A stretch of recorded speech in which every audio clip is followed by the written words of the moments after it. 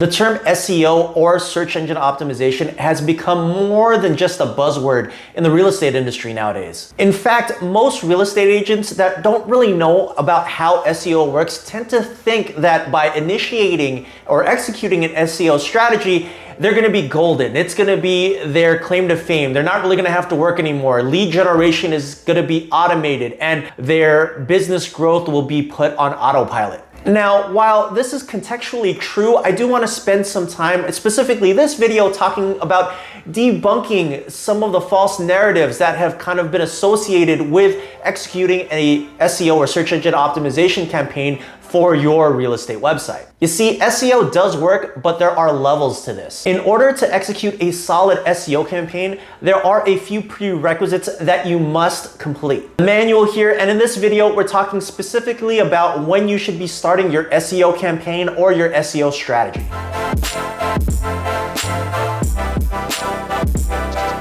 Now, I'm sure you've heard the narrative that if you do SEO to your website, that your business is gonna automatically generate a ton of leads and it's gonna put your business's growth on autopilot. The problem with that narrative though is that if you don't know how SEO works or you don't know the requirements to execute a solid campaign, then simply calling up your web developer or a digital marketing agency requesting to have SEO done to your website is gonna be a complete waste of time and a huge waste of money. My goal with today's video is to help you understand when you should be starting a SEO or search engine optimization strategy or campaign. Now, before I get into the when, I first want to quickly discuss and articulate the why.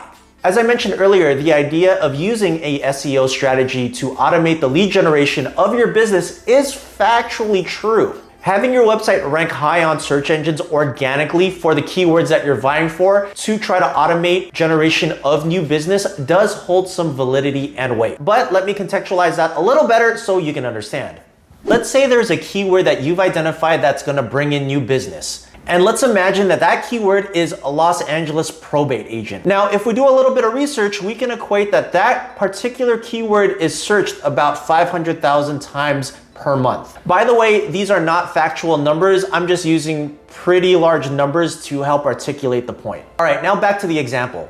Last I checked, when you are able to rank at the first position on Google, you essentially bring in about 90% of that traffic that keyword garners. So picture that, you haven't really done any marketing and you're ranking organically in the first position for the keyword Los Angeles probate agent.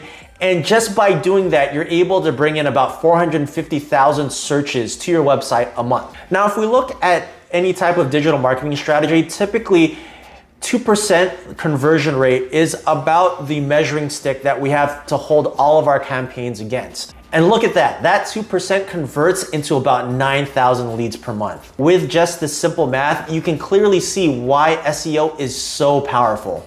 Think about it. If you had a brick and mortar location for your business, how difficult would it be to get 9,000 people through your door a month? I hope this strategy is making sense to you now. Now, I know what you're thinking, and that is that you want to start an SEO campaign ASAP. Well, let me tell you something, and let me zoom in on my face real quick and explain to you that I need to reset your expectations right now. There are levels to this. There is a linear progression to this that you have to consider. You really need to set up the foundational and fundamental pieces of your website and your strategy long before ever starting an SEO campaign. And those foundational pieces and progression look a little something like this. By the way, quick side note, I'm only gonna go over a high level of the steps for this linear progression. I'm not gonna go into the nitty-gritty of the different tasks involved in each step. All right, so let's take a look.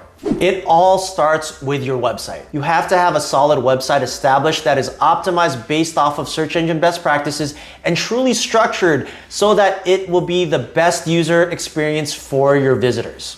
That includes making sure that the website navigation is clearly defined. The website works correctly on different devices like desktop, tablet, and mobile. And lastly, making sure that the website is fast. Now, once you've established that foundational piece of the website, you can then move on to the next step. And that step is honing in and figuring out your process organically. That means setting up your systems and strategy for your social media as well as your digital organic growth. That can be in the form of maintaining and managing your blogging and your social media, as well as your website.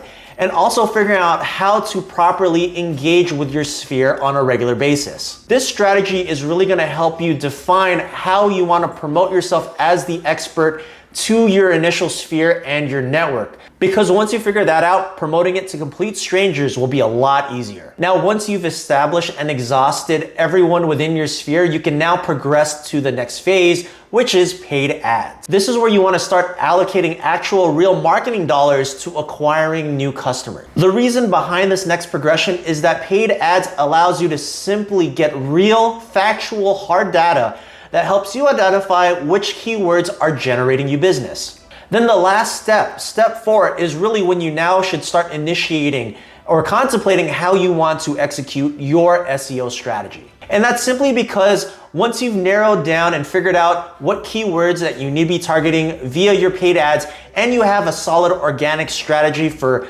remarketing and branding, as well as a solid website, you will have the foundational pieces to really have a strong SEO campaign.